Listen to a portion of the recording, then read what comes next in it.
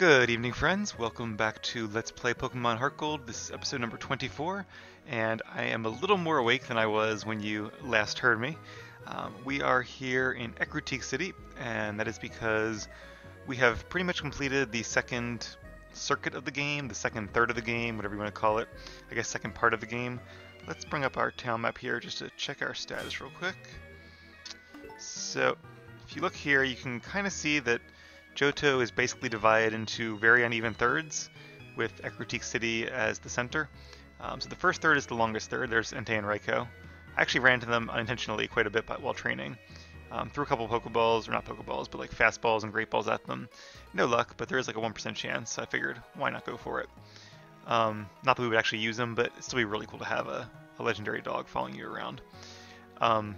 So obviously the first one goes up to Ecruteak City, and then the shortest part by far is Olivine and Cianwood. Luckily they added the Safari Zone to make it a little longer, but now we are about to begin the final part, which is maybe about a third of the region left, probably in between these two, although definitely closer to the first third than the second in terms of length. But it's also the most exciting third, my favorite for sure, because we'll have a lot of encounters with Team Rocket and two really cool gym leaders. Pun may be intended there. It wasn't, but it should have been. So I'm really excited to get this started. Oh, and you may have noticed that I have Kroot out. He is up to level 25. I figure that's a pretty good level to make him on par but not overpowered for the battles to come. And the rest of our team is somewhere around level 30, give or take. I did give Kroot the Quick Claw because even though he has a plus speed nature, he's still a really slow Pokemon. So that has definitely been helpful while training him. And I gave Rod... What did I give Rod? Shell Bell. Oh, he already has Shell Bell. And then Olive, I think, has the Twisted Spoon. Yep. Cherry has the Miracle Seeds. Cian has the Charcoal. And I gave Gyarados just a Citrus Berry. Speaking of which, just checking on our plants. We have 3 citrus plants growing really well. I went ahead and when I harvested the Rost Berry, I think it was a Rost Berry, I planted another citrus seed without even thinking that I could have used the cherry berry. So, oh well, next time. Mount Mortar is like a maze inside. Be careful, don't get lost. So Mount Mortar is one of those caves you never really have to go into, because you can just go right by it. I'll probably come back and explore it at some point. Waterfall Caves. There are areas you can only access with Waterfall. Not sure how much you can or cannot access at this stage in the game. This is where we found our Shadow Claw TM, if you guys remember that from a while back. So if we don't need Flash, I might do a little bit of exploring.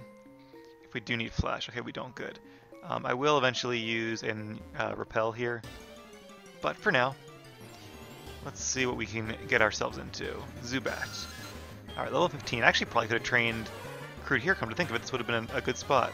I was training more outside Olivine against all the normal types there, and the Magnemites were really nice. There's the Quick Claw. Unfortunately, a lot of the normal types there, like Raticate, know Pursuit and Bite, which are Dark-type moves, and because Larvitar is not Dark-type, Tyranitar is, but Larvitar is Rock and Ground, those were evenly effective against him, so it wasn't a super easy Pokemon to train, but now that we're level 25, it should be somewhat easier. More Zubat. It'd be nice to find something a little interesting here. So, Kroot knows Dig, that's from our TM, that's who I was saving it for, because otherwise Kroot will not learn a ground-type move till like level 40-something, so I definitely didn't want to wait that long. And Dig is a pretty powerful ground-type move, especially for this stage in the game. Base power 80, 100% accuracy, it just takes 2 turns to use. And for that reason, like Fly, it's not good in competitive battling, but it's pretty good in-game. Strength, I think Gyarados knows Strength. So let's go ahead and use it. And we could teach Gyarados Rock Smash if it comes down to that. It could learn Strength, Surf, Whirlpool, Rock Smash, and Waterfall. That's 5 moves. I'll have to save space for Whirlpool and Waterfall, so maybe I won't teach a Rock Smash. Although I think by the time you get Waterfall, you are already at the Move Deleter. The Move Deleter as well as the Move Relearner are both in the city with the 8th gym. Oh, I gotta think about my types now. Fighting. I think Fighting resists I really don't know. Sometimes it helps me to think of an example, like if I'm thinking of a fighting and I don't know what type goes with fighting. Not a lot. All right, let's just try it. I'm pretty sure one of these two types is not very effective. It's rock type. Okay, so rock is not good against fighting. Ground is even. Oh, that makes sense because. Okay, yep. If I would have thought about that a little bit longer, I would have known that, and here's why. It turns out there are very few Pokemon in the game that resist both ground and rock type attacks. So even though ground and rock type Pokemon are doubly weak to water and grass and regularly weak to like 4 other types, offensively they're actually really great Pokemon, where they are as long as they can get a chance to attack. Because not only are rock and ground type attacks... Alright, what's up, Anthony? Sup, this is Anthony. Lately I've been running across Wild Rattata. Yeah, very interesting. Okay. Best call ever. So rock and ground are 2 of the best offensive types for attacking, and obviously ground and rock types get stab from both of them. Alright, let's do either 1 more new Pokemon or 3 more battles. That'll be a good strategy. What else is cool about rock and ground is that there are very few Pokemon that resist both of those moves. And I don't think there are any of those Pokemon in Generation 1 or 2. I know Torterra does, being grass and ground, because ground resists rock and grass resists ground. Breloom does, and that's what would have told me that fighting resists rock, because otherwise Breloom would take normal damage from rock types. I think there might be like one other that's introduced in Generation 3 or 4. But for now, we should have really good coverage with just these 2 moves. Alright, we found a Geodude, so that's kind of a new Pokemon. I'm not really sure if there is anything interesting in here or not. I haven't really looked it up or anything. Rock Polish is basically the rock version of Agility. It doubles your speed by increasing it 2 stages. Very nice for rock types because they tend to be very, very slow. So a couple levels ago, Kroot actually tried to learn Thrash, which is a pretty good normal type move. It's like the normal type version of Petal Dance. Oh, we found an item ball. Max Potion, I will take that. How you doing, by the way? Kroot seems very happy and is rolling around. Alright. Glad he's having a good time. I'm having a good time too. But unless I run out of power points, there really wasn't a situation where Thrash would be better than my 2 stab attacks. I totally forgot to use that repel, but I will use it as soon as we get out of this battle. I did have to use a number of my my fresh waters while training because I didn't feel like running back to the Pokemon Center after every 3rd or 4th fight. So it's definitely hard to train a slower Pokemon. I'm glad that Kroot seems to be faster than all these guys, but that's mainly an artifact of his level. And Kroot does have the ability Guts, which is, what was I doing? Repel, right. Our last max Repel for the time being.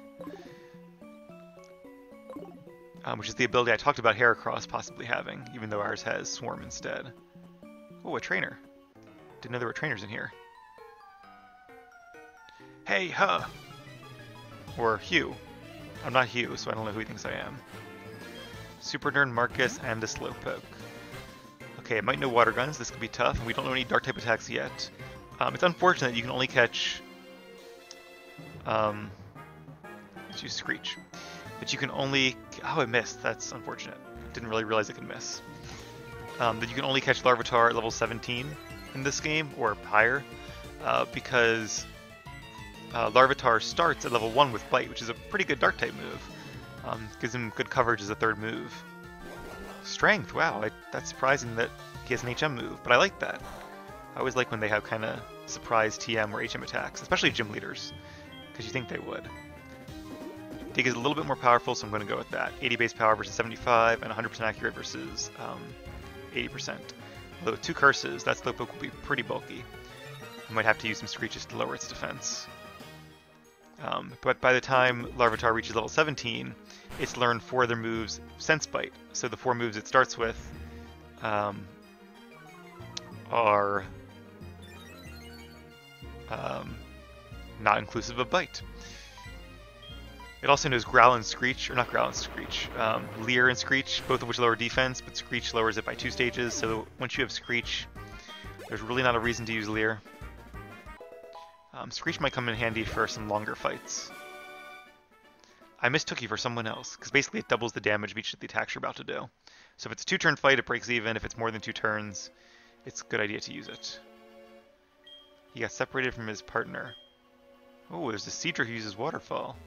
That could be tough. Okay, I don't want to jump down there, because that's where I came from, although I might not have a choice. An escape rope, good, now we have 2 of those, although actually the ability Dig functions as an escape rope. And I need Rock Climb to go up there, so I'm not going to even bother. Or to go down there, I guess. Another item. I'm glad I came in here. I wasn't really planning on it, but nice little side area. Up, that's as far as we can go there. We're using our precious rappel steps. Did I come down here already? Yes, I did. Well, I knew I did. I was just wondering if that was the way out or not. Okay. Let's use... you know what? Let me move Super Repel. Move. I want to move it all the way to the front. Sweet. So now we can access it very easily. I might have to stock up on more Super Repels pretty soon.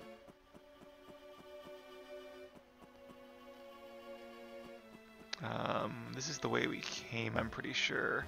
Have we been up here? No, we have not. A lot of different ways to go here, but mostly dead ends. Which is okay, because we're finding cool items and trainers and things. Yeah, so I feel like Kroot has a fairly decent... That's where we would have come before. Alright, so let's head down this way. Maybe this is the guy with the Seadra? Hopefully not. I'm not losing this time. Wonder who we lost to before. But yeah, we have Scary Face, which lowers speed by 2 stages. Whoa, Nidoking. Screech, which lowers defense by 2 stages, and then Dig and Rock Slide, which are really good coverage moves. I'm wondering if I should go for a Screech on this Nidoking. Nah, let's go for Dig. Oh, I was hoping for the Quick Claw. That's awesome, especially to use it on Dig, because now watch what happens. Assuming Nidoking is faster, which I think it is. I bury underground, he uses Hip's move. Now the next round begins, and unless Quick Claw triggers again, which I hope it doesn't. Oh. I guess I'm just faster, okay. Otherwise, Nidoking would move twice in a row and miss both attacks. Okay, glad I didn't go for the Screech. That actually did more damage than I thought. I guess that Nidoking is only level 17. Nidoqueen, I was hoping for that. That's going to be some good XP. Let's see how fast Nidoqueen is. Not faster than Larvitar, surprisingly. The other day I watched, it was on my YouTube suggested things, I guess because I was watching some recent Pokemon tournaments, trying to get back into the spirit of the game. And there was a suggestion to watch a speed run of Pokemon Red, like a competition speed run for charity, where 4 guys ran through it, and it was really awesome. They ran through it in under 2 hours, which I would not have thought possible until I saw it. There are some kind of like, not glitches, but kind of like cheesy mechanics that they took advantage of, but it wasn't like a cheat. It was just things that the programmers probably didn't mean to use. Like, for example, did you know you could use a actually, let's come back here. I want to go downstairs first. If you think to the original generation Red games, where there's the Marowak in Pokemon Tower that you can't get past without the Silph Scope, you can use the item Pokédoll to run away from the fight. Because normally if you hit run, it says can't escape. At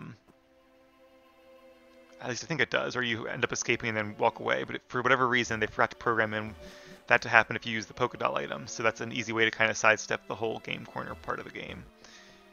Which is kind of unfortunate because that's one of my favorite parts. But I guess when you're doing a speed run, the idea isn't really to have fun. It's to go as fast as you can. But the reason that I thought of that is because Nidoking is actually the fastest Pokemon to run through the game with. So they all trained to Nidoking. Alright, so we are on the other side now. This is a fisherman. But you know what? I believe in Kroot. Let's see what he can do here. One Pokemon. Quillfish. Okay, this is pretty good, because Quillfish is part poison type. It's water and poison. So it is weak to my Dig attack. And as you can tell, it's pretty slow, so I am faster.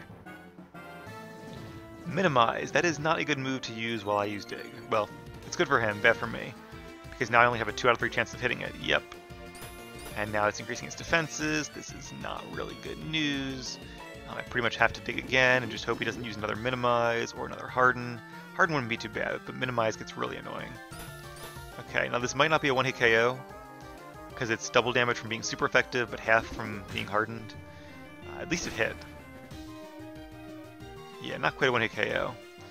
And it knows Water Gun. Okay, well, if it hadn't used minimize... Oh, 1 HP. Do we risk it? So the thing is, if I use my last dig, he has a chance of using another minimize. Or I could go for Rock Slide, which has less accuracy, but doesn't give him an opportunity to use that minimize. What are the chances he'll use minimize? Like 1 in 4? Is that better? Probably. Quick Claw doesn't really matter here. Alright, don't use minimize. Even Harden would be fine, just don't use minimize. Harden, that's okay, because we'll still do more than a third of its HP, as long as we hit. And we hit. Good job, Crude. Hanging in there with 1 HP. Doing great, buddy. I would say he deserves a potion after this, but with 0 dig power points left, I might just switch to a different Pokemon. Oh, sure, I'll give you my number. At least he's easy to find.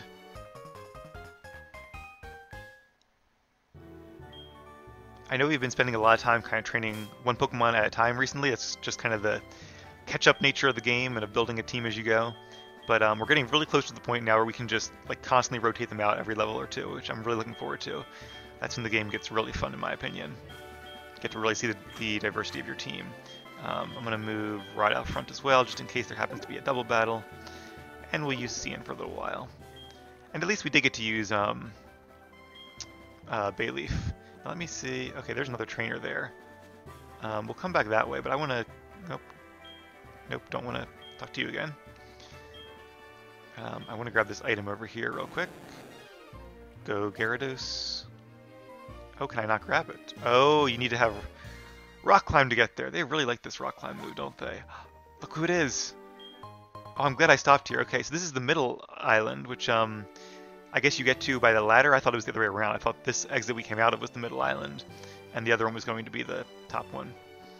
And we don't have Cut. Oh, that's really unfortunate. I could teach Bayleaf Cut, but it's not even half as good as Return. No.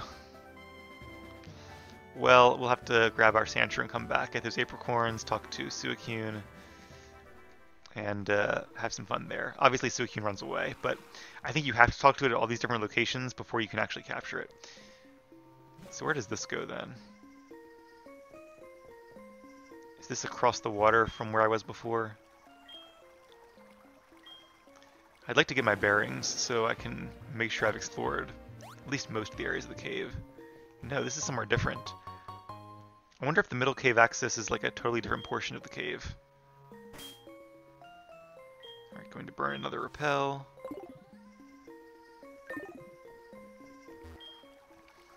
Kinda wish I hadn't done that, because it'd be nice to see who you can get by surfing here. Probably just like Staryu or Krabby or Tentacle. Or Zubat. Sometimes they have Zubat when you're surfing in a cave.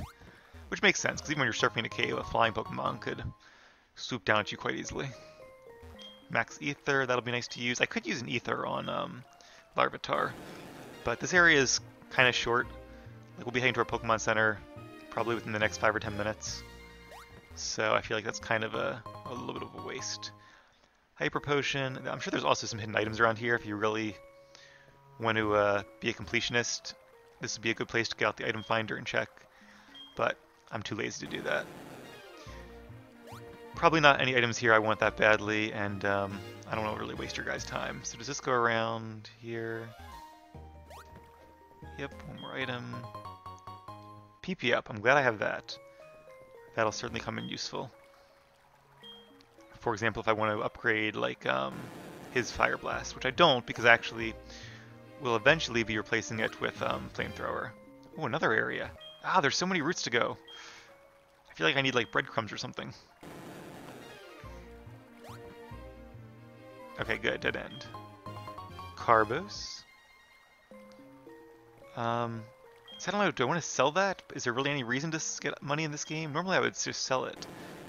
But Maybe I'll actually use it on a Pokemon.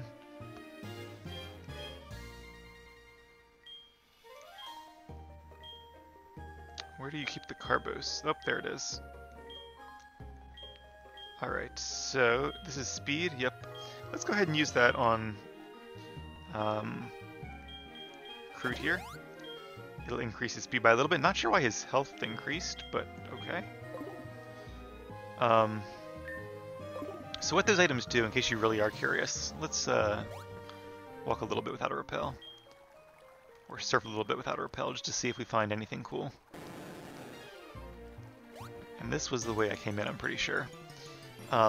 So in addition to having IVs, which are like a Pokemon's genes, which decides its raw potential, Pokemon also have EVs, which are much more significant, although also much easier to change.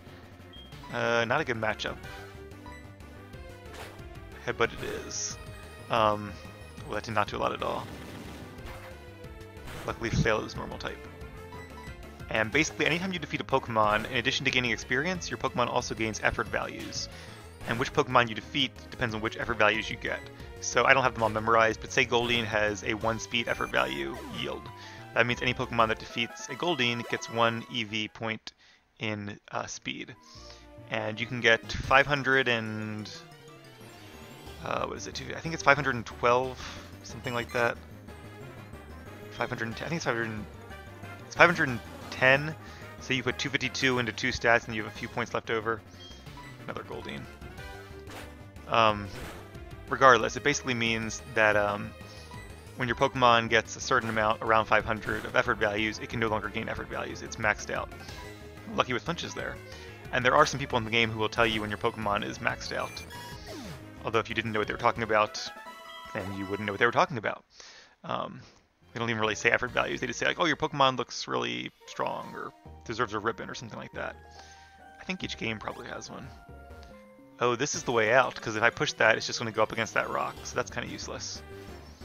Alright, we'll find one more water Pokemon, or Pokemon in the water, and then I'll go back to using repels again. Hopefully we'll find something a little bit more interesting than a Goldeen. Even like a Quillfish would be cool. Just something different, something Gen 2. But I'm pretty sure you can only catch Quillfish by fishing, and probably not in a cave.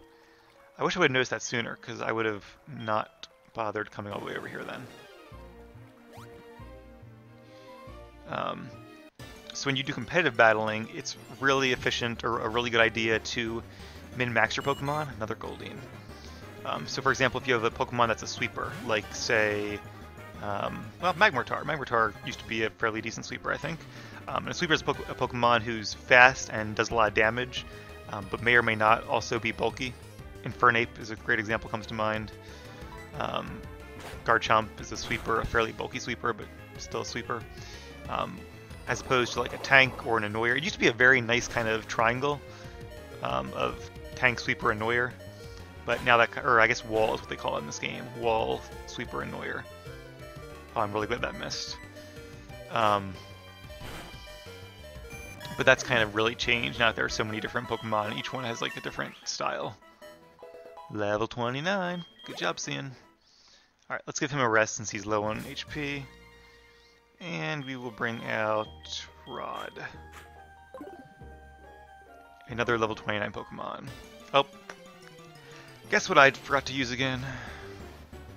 Seeking. Alright, something a little more interesting. Level 15, which is a little weird, but we'll roll with it. Going to use good old Brick Break since we have no super effective attacks. Water types are only weak to grass and electric.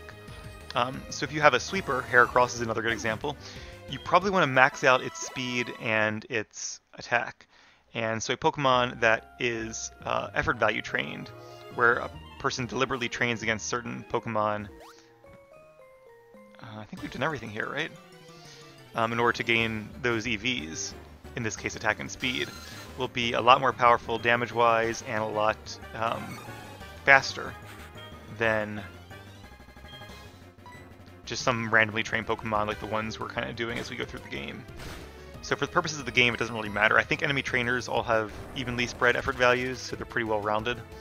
But like, for example, some of the Pokemon Heracross had defeated have special attack EVs. So that means he's been getting improvements to his special attack, which really don't matter at all. So if I was trying to EV train, I would make it a point not to defeat any of those Pokemon. And I also wouldn't defeat any Pokemon with defensive EVs, because that's just not something I would care about as a sweeper. So an EV trained sweeper would be less bulky, but more powerful. Right, repel time. Than their normal counterparts. And same if you were doing like a Snorlax, you wouldn't put points into speed because Snorlax is already so slow. You would put points into probably, I think, defense and HP. HP is always a really good investment defensively. And then I think Snorlax has a naturally high special defense, so you'd probably want to invest in defense. It'll have the bigger difference, like percentage-wise. Alright, guess we've explored all of this part. Let's head back outside. I don't think I explored this level though, did I? And then we have one little area on the right cave. Probably just leads to a dead end with an item in that case, but we will still check it out. Waterfall. Okay, I think if you go up that waterfall, you can find the black belt, minor spoiler, from the Kanto region, the master of the fighting dojo. And actually, if you go to the fighting dojo, they say their master is over here training in Johto. This is where he's kind of hiding. Training off by a waterfall, Chuck style. And he's kind of the prize, I guess, of Mount Mortar, the end goal. And the reason for that is he gives you Kyogre, which is a baby Pokemon that evolves into Hitmonlee, Hitmonchan, or Hitmontop, depending on what stats it has. Alright, just in case there's a double battle, I don't think there is. But there are a few regular battles. Secret place? You're in the middle of an open route. What kind of secret place is that? Nidorino. Well, considering I just fought a Nidoqueen, I'm not impressed.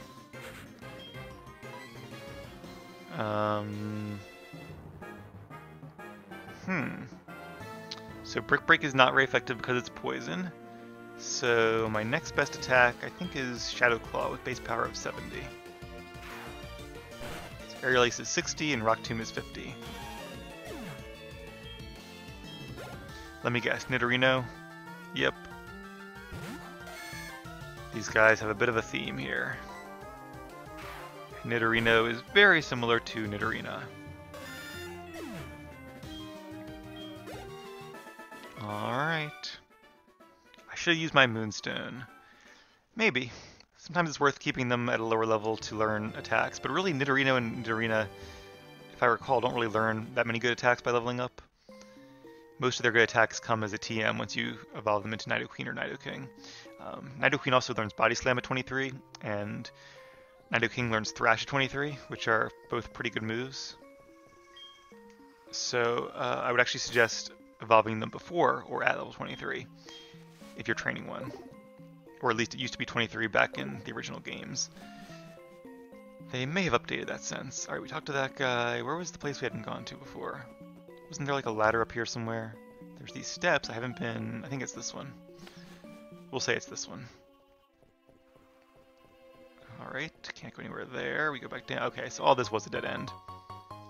And here I thought it was the other way out. What I don't remember is, does Dig take you to the cave entrance or the last Pokemon Center? One way to find out. Either way, it won't make too much difference. But hopefully it's just the cave entrance. I know in the earlier games it used to take you to the last Pokemon Center used. But I think they changed that. Yes, they did. Alright, very cool. So let's go ahead and just fight this hiker. Not that we had too much of a choice. What's the other side of Mount Mortar like? Do you know? If you can beat me, I'll let you know. I think this is the other side. I think we're already on the other side of it. Like, where we started was the other side.